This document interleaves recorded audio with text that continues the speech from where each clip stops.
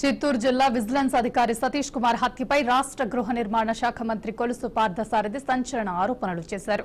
తిరుమల తిరుపతి దేవస్థానం పరకామణిలో జరిగిన 100 కోట్ల విదేశీ కరెన్సీ చోరీ కేసులో దొంగలు దొరికిపోతారనే భయంతోనే సతీష్ కుమార్ ను అంతమొందించారని అన్నారు.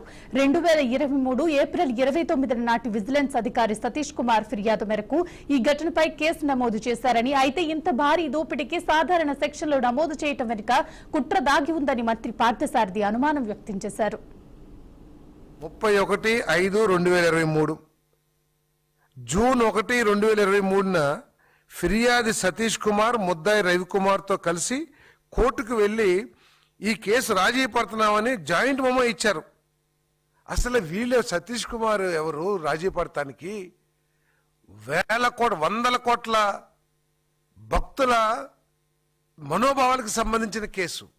దీనికి సతీష్ కుమార్ ఎవడు రాజీ పడటానికి? ఆయన సొంత ఆస్తా, లేకపోతే ఇప్పుడు పదే పదే మాట్లాడుతున్న కరుణాకర్ రెడ్డి గారు ఆస్తా? ఇది రాజీ పడి సరిపోనీలే అని చెప్పేసి రాజీ పడటానికి?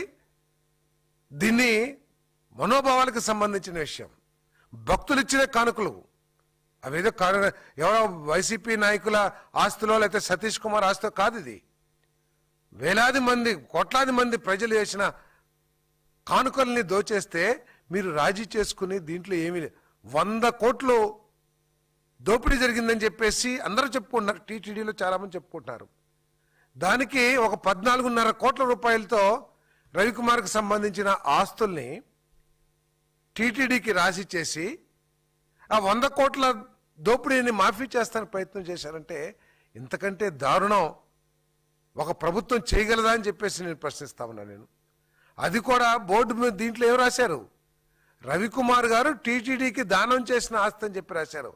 ఏంటి దీని వెనకాలంతా కూడా ఉన్న తతంగం ఏంటో ప్రజలంతా కూడా ఆలోచించాలని చెప్పేసి మనం చేస్తాను.